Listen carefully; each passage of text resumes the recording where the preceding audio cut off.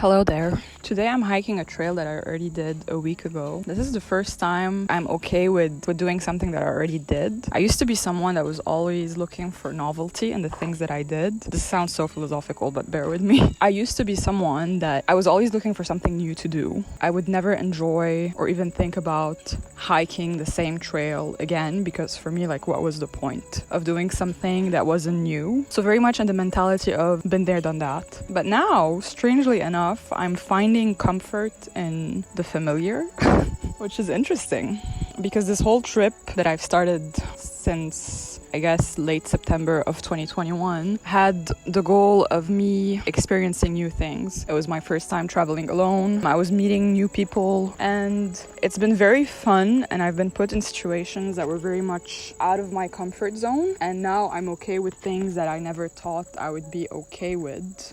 But this whole thing where I'm enjoying the mundane and familiar is very new.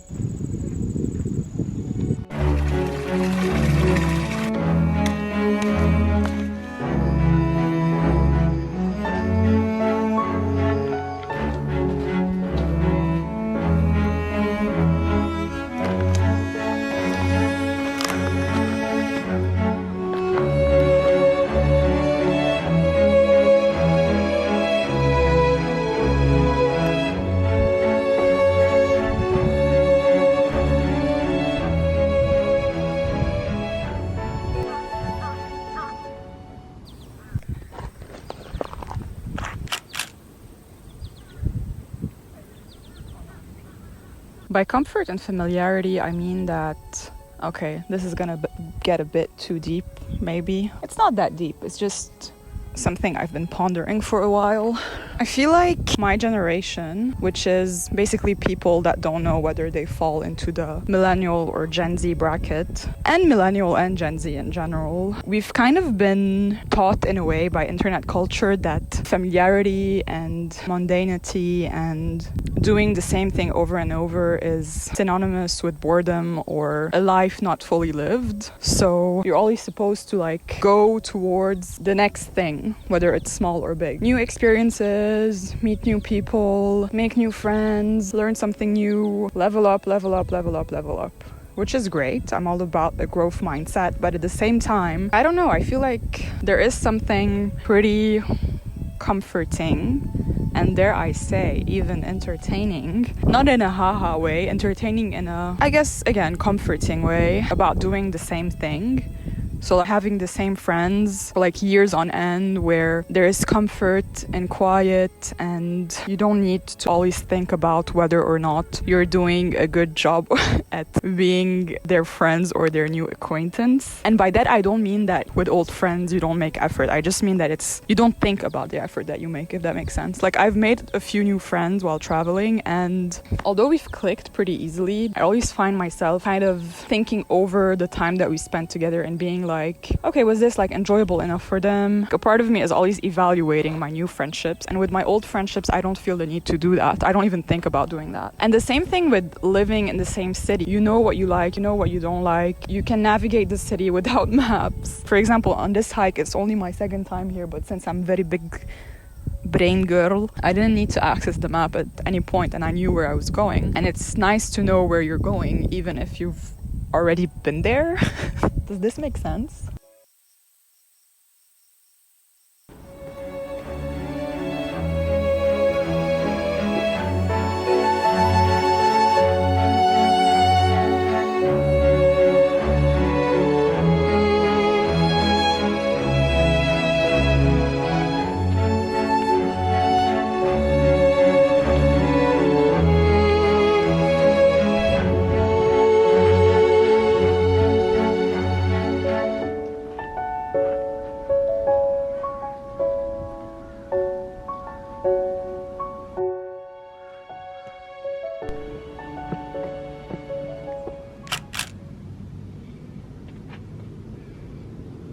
Now, obviously, you fall into this thing where it's like, where do you draw the line between growing and experiencing new things and then just being in familiarity and comfort? Stagnation is the devil. This has nothing to do with our hustle culture. It's just that if you're forever the same person, I mean, I feel like you'd probably get pretty bored with yourself at some point. So how can you envelop yourself in familiarity without enveloping yourself in stagnation? I don't know.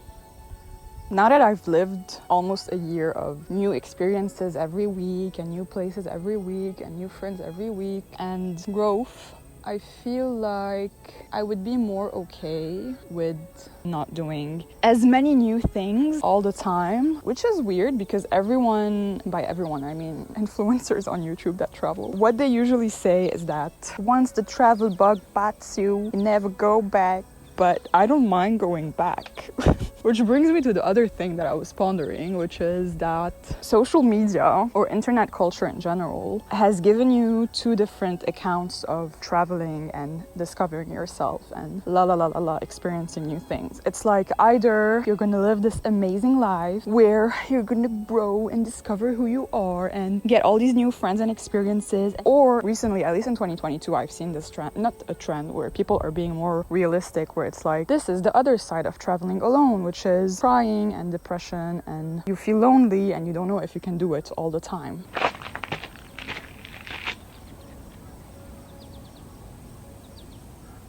But what I've come to realize is that,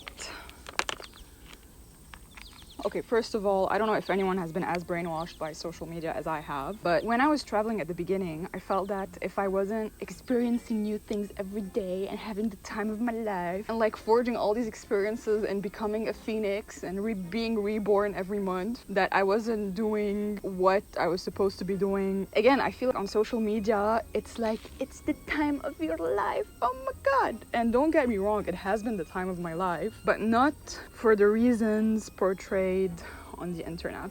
So what I'm trying to say isn't that, oh my God, look at me traveling, boohoo, sniff sniff. No, what I'm trying to say is that any other experiences that you can have in your life doesn't fall into a dichotomy or 3 or 4 or 6 or 7 dimensions. There are as many different types of experiences as there are people on the planet. If you end up preferring to stay alone for the majority of the time doing mundane things, it's fine. I mean, I'm someone that likes to just walk and listen to an audiobook. And I've had people come and tell me, oh, you know, I mean, you could have done that in Lebanon. Why didn't you just stay home? And it's like, no, there is novelty when it comes to doing the same thing, but in a different environment. And there is novelty with doing a different thing in the same environment. I digress. What I'm trying to say is that traveling doesn't just abide by you're depressed and sad, you're ecstatic and amazing. Sometimes it's just normal. And just because it's normal doesn't mean that it's boring, doesn't mean that you're enjoying it less than you would if it was amazing. It's just that it's normal. Am I bored right now? No. Hala, this is beautiful, and no,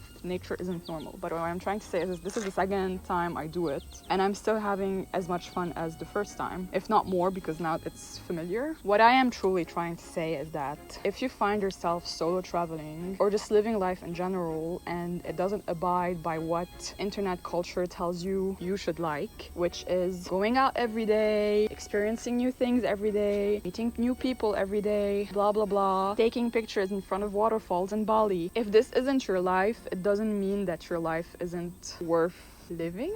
That's a bit dark. It doesn't mean that you're not doing life correctly. I would rather, and I'm not saying this to be like quirky or relatable, I would honestly enjoy my night partying in Itaewon as much as I would enjoy my night spent in my Airbnb reading a book. Okay, this is the same level of fun for me. And when it comes to day-to-day life, I love meeting new people, but I also love being alone. And if you're someone that falls into different gray areas that I do, then maybe you'll enjoy being alone most of the time. Maybe you'll enjoy doing mundane things most of the time. What if you just want to take things extremely slow? Is that not okay? I don't know.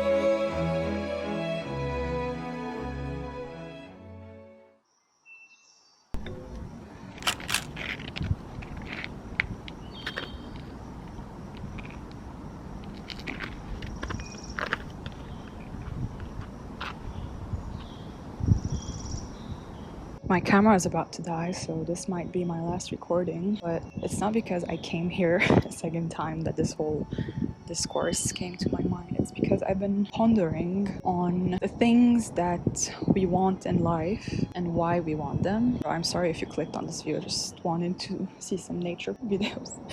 But basically it's like, do I want the things that I want because my culture and the world's culture and westernization and internet culture, blah, blah, blah, told me that I want these things? Or do I truly, truly, truly want these things because in a way they resonate with my soul or something? If I want to be rich, why do I want to be rich? If I want a fancy car, why do I want a fancy car? If I want like lots of friends, why do I want lots of friends? And the same thing with traveling. Do I want to travel because it's been popularized quite a lot? Or do I just want to do all of these things because these are the kind of things that people tell you will bring fulfillment and happiness in your life? I obviously don't have the answers. Obviously it varies from person to person, but I feel like people should be more aware about the fact that it varies from person to person. You know, some people are gonna be extremely happy about partying every night and having a big social group and doing all of these wonderful things in their lives, while other people might find themselves feeling like their lives lack something huge if they do these things. But for me, it was more like from the standpoint that I've always been someone who liked being alone, although I have quite a good number of extremely close friends who are like very, very high quality, and I would give all of them kidneys if I had enough kidneys, if they needed kidneys. Like, my friends are amazing. I'm very thankful for having them. But at the same time, I really, really, really like being alone. I really like solitude. I like doing new things, but not as much, like not at the rate that a lot of people would think people should do these new things. So I started wondering about my introverted tendencies. Are they normal if I find happiness in them, or should I transcend them? Because the cultural summit is to be an extrovert. The cultural summit is to have all of these different experiences. The cultural summit is to be rich and super smart and have so many friends. And I started thinking about how I guess this cultural summit brings happiness to a lot of people, but it doesn't to everyone.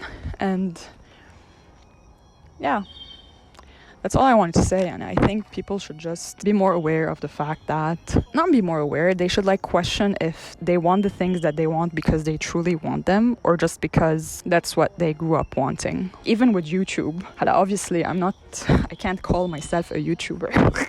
But it's like, do I want to be a YouTuber because that's what I grew up watching and that's the kind of job I wanted, not job, but you know, the kind of liberty and lifestyle I wanted? Or do I want to be a YouTuber because I truly want to create videos for whichever reasons?